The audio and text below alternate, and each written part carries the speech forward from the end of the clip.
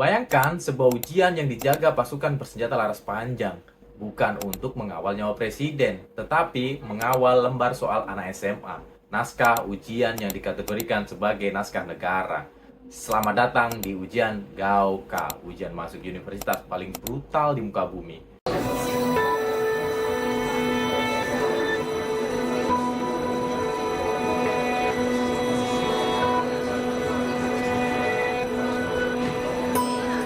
Kalian pikir ujian masuk kampus itu susah? Di Cina, gagal Gauka ibarat memutuskan garis keturunan keluarga, bro. Di dunia ini berlomba memperoleh suatu hal, yaitu masa depan. Siapa yang menguasai AI, dialah raja dunia. Pemerintah Cina sangat memahami realita itu. Mereka butuh pasukan manusia super jenius. Dan Gauka adalah pabrik pencetak pasukannya. Mari kita lihat melalui kacamata para remaja di Cina. Remaja di sana hanya punya keinginan yang sederhana di kepalanya. Lulus ujian, dapat kerja mahal, bagikan orang tua, hanya itu saja. Keluarga rela makan mie instan selama 5 tahun demi membayar tutor Gauka termahal di kota. Ini konflik mencekiknya, bro. Remaja di sana tidak boleh mengecewakan pengorbanan orang tua mereka. Mereka menyusun rencana belajar 16 jam setiap hari, bahkan memasang infus asam amino di dalam kelas. Iya, infus amino medis. Kalian mengeluh ngantuk saat kelas Zoom. Anak-anak di sana diinfus sambil memecahkan rumus fisika kuantum. Tapi disinilah celah antara harapan dan kenyataan meledak. Mereka berpikir berjuang untuk masa depan mereka. Padahal kenyataannya dia sedang diubah menjadi senjata negara. Mari kita pakai logika. Perang geopolitik modern dimenangkan oleh inovasi dan teknologi. Inovasi teknologi butuh otak manusia yang super canggih dan mutakhir.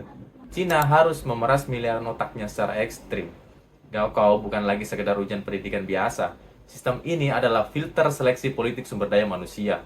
Pemerintah mencari 1% otak paling brilian di negaranya untuk menghancurkan dominasi lembah Silicon Valley di Amerika. Mereka mengambil manusia yang paling jenius, lalu membentuknya menjadi manusia yang paling super jenius. Satu kegagalan menjawab soal matematika terasa sangat fatal. Mereka merasa masa depannya hancur berkeping-keping. Konflik psikologi ini membuat stres tingkat tinggi. Ada sebuah pertanyaan seperti begini, apakah sistem ini hanya mencetak manusia penghamal rumus yang jenius, sehingga sisi kemanusiaan menghilang dan tidak utuh kembali?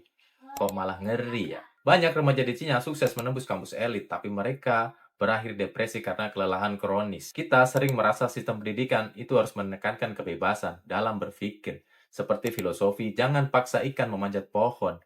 Ikan tidak akan pernah menang melawan monyet. Pertanyaannya, apakah nilai ujian mendefinisikan tingkat kejeniusan? Pendidikan sejati seharusnya membebaskan pikiran, bukan memenjarakan pikiran. Dunia memang butuh inovasi teknologi super canggih, tapi dunia lebih butuh manusia yang waras. Pernahkah kalian bertanya-tanya, dari mana asal-usul monster ujian bernama Gauka ini? Ternyata akarnya tertanam jauh di masa lalu, tepatnya 1300 tahun yang lalu, saat dinasti berkuasa dan pedang menentukan segalanya. Kala itu, Cina kuno menghadapi masalah besar, korupsi merajalela di lingkungan kekuasaan kekaisaran. Jabatan penting pemerintah hanya diisi oleh anak-anak bangsawan. Mereka tidak kompeten, tapi punya koneksi orang dalam. Negara berada di ambang kehancuran karena nepotisme, model orang dalam.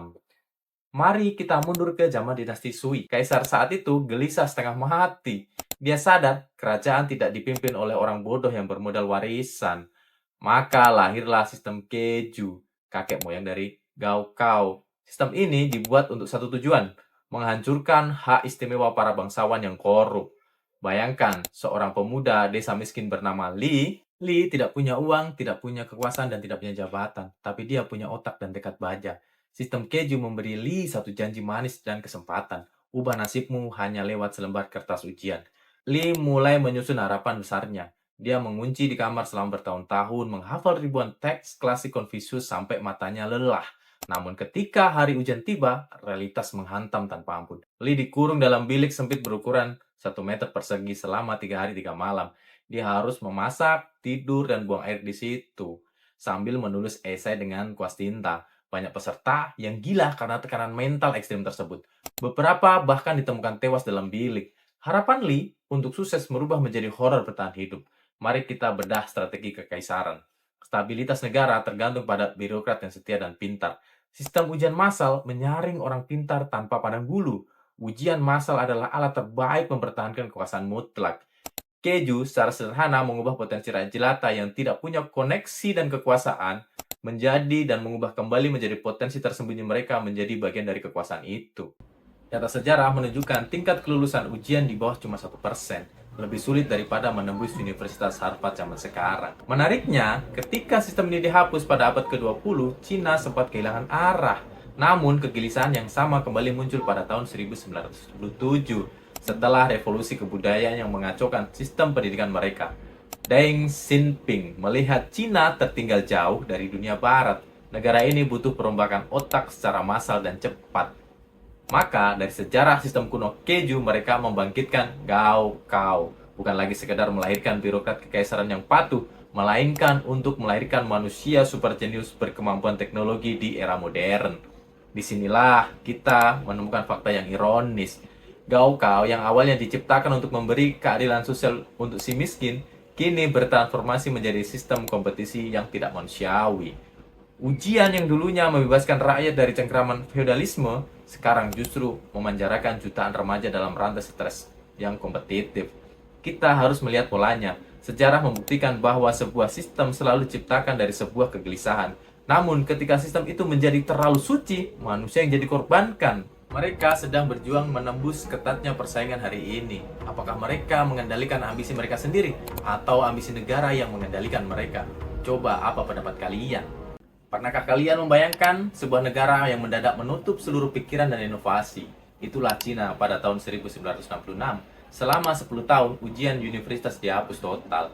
Tidak ada ujian di sekolah. Mereka dipaksa mencangkul di sawah yang berlumpur. Pendidikan dianggap musuh. Buku-buku dibakar habis. Lalu bagaimana Cina bertransformasi dari negara agraris yang buta huruf menjadi pusat teknologi dunia? Jawabnya ada pada nekatnya satu orang pria pendek bertinggi 150 cm. Namanya Deng Xiaoping. Ketika Deng Xiaoping mengambil satu alih kekuasaan pada tahun 1977, dia melihat pemandangan yang mengerikan. Dia menangis, kenapa rakyat saya begini? Insinyur tidak bisa menghitung, dokter tidak tahu cara membedakan virus. Ilmu pengetahuan di Cina mengalami kemunduran total selama 1 dekade, bro. Sementara itu, Amerika Serikat sudah mendaratkan manusia di bulan. Jepang mulai merajai pasar elektronik global. Deng Xiaoping mengalami kegelisahan yang luar biasa. Dia tahu jika Cina tidak segera memperbaiki sumber daya manusianya, negara ini akan dijajah tanpa senjata dan tidak akan pernah menang. Dan kalah dalam perang masa depan, yaitu perang inovasi dan teknologi. Coba kita bayangkan, kita dalam ruang rapat rahasia Beijing Agustus 1977. Deng Xiaoping mengumpulkan para ilmuwan yang baru pulang dari kamp kerja paksa. Disinilah akar konfliknya. Para ilmuwan ini gemetar ketakutan, trauma akan tuduhan sebagai pengkhianat negara. Dikisahkan, tiba-tiba seorang profesor tua dengan berani berbisik, kita butuh ujian kembali. Deng Xiaoping terdiam. Memulihkan ujian massal berarti melawan seluruh sisa pengikut Mao Zedong yang sangat radikal. Deng Xiaoping merubah kebijakan dengan taruhan nyawa politiknya sendiri. Deng Xiaoping mengambil keputusan gila yang memicu perombakan sistem politik di Cina. Dia tidak hanya menghidupkan kembali tradisi ujian kuno Keju, tapi mengganti namanya menjadi Gaokao, ujian pendidikan tinggi nasional. Dan dia memerintahkan ujian harus dilaksanakan dalam waktu 4 bulan saja. Aksi nekat ini menciptakan celah besar antara harapan dan hasil. Pemerintah menyusun rencana besar, tapi mereka waktu itu tidak punya kertas yang cukup untuk mencetak soal. Bayangkan, negara kehabisan kertas karena jutaan anak mendadak ingin ikut ujian. Demi ambisi ini, Deng Xiaoping mengambil keputusan paling dramatis. Dia menyita kertas yang awalnya dicetak untuk panduan buku kutipan politik Mao Zedong. Kertas ideologi diubah menjadi kertas soal matematika. Sebuah keputusan berani yang membakar jabatan masa lalu. Untuk melihat isi kebijakan Deng Xiaoping, kemajuan ekonomi sebuah bangsa digerakkan oleh meritokrasi. Meritokrasi adalah seseorang dipilih karena ia terbukti layak dan mampu melakukan pekerjaan, bukan orang-orang yang loyal terhadap kekuasaan. Gaokao menyeleksi manusia murni berdasarkan kemampuan otak, bukan latar belakang politik. Gaokao adalah satu-satunya mesin penggerak ekonomi Cina yang macet saat itu. Jutaan pemuda desa yang miskin mempunyai bakat untuk jenius. Gaokao ini bertindak sebagai alat yang mengubah potensi mereka. Pada musim dingin 1977, sebanyak 5,7 juta manusia berbondong-bondong mengikuti ujian ini. Mereka adalah pekerja pabrik, petani, hingga tentara yang sudah bertahun-tahun tidak menyentuh bolpen. Namun, hukum seleksi alam bekerja sangat kejam di sini, bro. Dari 5,7 peserta, hanya sekitar 270.000 yang diterima. Angka kelulusan ini hanya 4,7% yang menjadi filter paling brutal dalam sejarah modern. Dan itu awal kebangkitan sumber daya manusia Cina. Hingga akhirnya kelompok 4,7% itu yang lulus, inilah yang memimpin kebangkitan teknologi Cina hari ini. Kita menyadari bahwa kebangkitan ekonomi Cina bukan karena keajaiban, tapi karena keputusan ekstrim dari satu orang yang mendewakan kecerdasan di atas segalanya. Sistem yang awalnya dibangun Deng Xiaoping untuk menyelamatkan masa depan bangsa dari kebodohan, kini bertransformasi menjadi sistem pencetak stres massal yang menguras energi dan psikologi anak Cina. Kita melihat bagaimana sebuah bangsa bertaruh segalanya demi sebuah sistem standar otak. Sekarang, mari kita diskusikan bersama sebagai sesama pemikir. Apakah sebuah negara memang harus mengorbankan masa kecil warganya demi memenangkan kompetensi global? Bagaimana pendapat kalian? Apakah kalian sedang belajar untuk memperkaya jiwa atau hanya sekedar menjadi robot dalam dunia industri? Pernah kalian melihat ada tiket yang bisa merubah nasib? Bukan tiket ajaib yang bisa mengabulkan permintaan, tapi ini hanya kartu ujian Gaokao. Tahun 1980-an, Cina memulai taruhan besar terbesar dalam sejarah modern. Mereka tidak punya uang, tapi mereka punya nyali nekat. Deng Xiaoping tahu ekonomi Cina butuh lompatan besar. Namun dunia barat melihat mereka sebelah mata. Bagaimana mungkin negara miskin bisa bersaing dalam industri semikonduktor? Cina sadar mereka tertinggal dalam pembuatan microchip global. Jika mereka gagal melahirkan generasi teknologi dalam satu dekade, Cina hanya akan menjadi buruh pabrik tekstil selamanya. Taruhannya adalah kedaulatan teknologi di abad 21. Mari kita lihat kisah nyata dari Universitas Tsinghua pada tahun 1980-an. Ini adalah keyboard komputer alfabet. Dan ini adalah modifikasi keyboard huruf Cina. Diawali bagaimana dunia digital dibangun di atas huruf alfabet. Sederhananya 26 huruf. Tapi bahasa Mandarin bukan huruf, tapi ribuan simbol. Komputer waktu itu bilang, tunduk pada kami yaitu Barat atau tidak ada pengetahuan untuk Anda. Para ahli Tiongkok tidak menyerah, mereka mencoba memaksakan logika Barat. Mereka melakukan sesuatu yang jenius. Mereka tidak mengubah bahasa mereka, tetapi mereka mengubah bahasa komputer untuk berpikir. Ini adalah momen penemuan yang mengubah segalanya. Sekarang orang Tiongkok mengetik lebih cepat daripada kita yang hanya pakai 26 huruf. Apakah masalah ini sudah selesai? Menariknya, selalu ada masalah lagi. Ketika pemerintah memberikan fasilitas riset komputer, fasilitas yang sangat terbatas, satu komputer harus dipakai bergantian. Namun proyek ambisius ini memicu konflik baru. Aliran listrik kota sering padam mendadak. Satu kali mati lampu berarti data riset berbulan-bulan bisa langsung hilang. Kemandirian digital membutuhkan arsitektur bahasa yang mandiri. Seleksi ketat melahirkan pemecahan masalah di saat krisis materi. Namun, kecerdasan manusia memberikan wujud pada teknologi global tersebut. Pencapaian ini membawa Cina masuk ke dalam standar teknologi internasional. Filter brutal, Gakau terbukti melahirkan manusia yang tahan banting di bawah tekanan. Kita menyadari bahwa inovasi hebat sering lahir dari meja yang tidak layak. Yang sangat mengejutkan dunia, negara yang dulunya dianggap gaptek kini mulai mematenkan teknologi mereka. Kita melihat bagaimana keterbatasan justru melahirkan kekuatan mental yang luar biasa. Pernah kalian melihat rahasia mobil Cina, listrik, BYD, AI, DeepSeek, atau TikTok yang Anda pakai dan Anda lihat sekarang? Ada pertanyaan, apakah itu hasil dari inovasi bertahun-tahun dari kebijakan pemerintah Cina?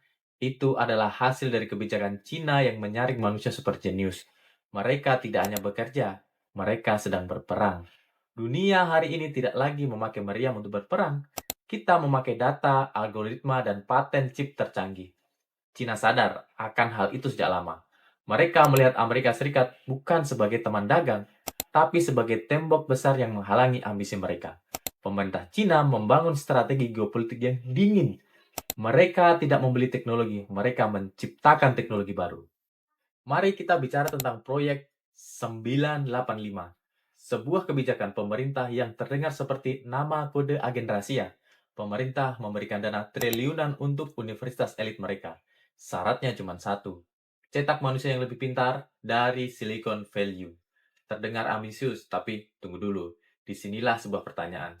Banyak profesor dipaksa meningkatkan riset idealis mereka. Mereka harus beralih ke riset terapan yang diinginkan oleh negara. Salah satu penelitian, sebut saja profesor dari Cina lah, saya ingin meneliti teori string, tapi negara memaksa untuk membuat sensor radar. Ini adalah celah di antara keinginan individu atau tuntutan negara. Profesor merasa dirinya seperti alat, bukan sekedar ilmuwan. Namun inilah taruhannya. Jika radar itu gagal, kedaulatan digital mereka akan terancam. Mari kita gunakan logika untuk membedah ini. Kekuasaan geopolitik ditentukan oleh kemandirian teknologi.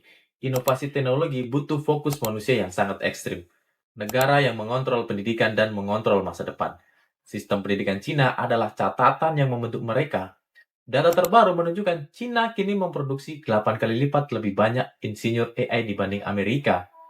Ini bukan kebetulan. Semakin Amerika membatasi ekspor chip, Cina semakin menggila dan riset mandiri. Mereka tidak hanya belajar, mereka memaksimalkan percepatan evolusi otak. Disinilah momen titik terang muncul. Kita sadar bahwa teknologi bukan soal benda mati. Teknologi adalah cerminan dari ambisi manusia yang dikelolanya. Namun, benarkah kita hidup di dunia hanya serba terukur seperti mesin? Kita dituntut dengan inovasi murah mereka, tapi kita juga diawasi oleh algoritma mereka juga. Apakah kita akan menjadi sekedar konsumen yang pasrah pada teknologi asing? Ini adalah Gaoka, propaganda paling halus dan paling brutal di dunia. Dunia hari ini bukan lagi soal siapa yang punya banyak tentara. Ini tentang siapa yang paling punya otak tajam dan menguasai AI. Cina sadar akan satu hal, tentang apa itu orang super genius. Negara mereka cuma akan jadi pasar barang murah. Gaoka bukan cuma tes masuk kuliah. Ini adalah ritual penyaringan untuk memastikan hanya otak terpilih yang memegang kendali bangsa. Pemerintah butuh orang-orang yang bisa patuh sekaligus brilian, dan mereka berhasil menanamkan ide itu ke kepala miliaran remaja. Mari kita lihat realita di sudut pandang seorang siswa bernama Chen. Chen percaya jika dia lulus ujian, dia akan menjadi pahlawan keluarga. Dia belajar sampai mimisan, minum suplemen agar otaknya tetap terjaga. Dia punya sebagai manusia merdeka. Tapi saat dia lulus, dia masuk ke sistem universitas yang disokong negara. Dia sadar dia bukan lagi manusia dengan impian pribadi. Dia adalah aset yang sedang dibentuk untuk memenangkan persaingan melawan Silicon Valley. Dia sedang diinstal jadi senjata geopolitik. Negara yang menguasai inovasi, teknologi, dan memenangkan dominasi global. Gaokao adalah filter tunggal untuk menyaring manusia paling cerdas di Cina. Gaokao adalah alat propaganda negara paling manjur untuk ketahanan nasional. Dulu mungkin kita menyebutnya pendidikan, tapi data menunjukkan investasi riset Cina melonjak gratis tepat setelah Gaokao diperketat. Ini adalah kenyataan yang sangat rapi. Negara memberikan pendidikan gratis yang elit, tapi mereka membeli loyalitas dan kemampuan otak mereka untuk selamanya. Kalian diberi makan, kalian diberi ilmu, tapi kalian tidak lagi punya hak untuk gagal. Gaokao adalah mahakarya propaganda yang sangat luar biasa di era modern. Dan jangan lupa subscribe dan tunggu video menarik selanjutnya.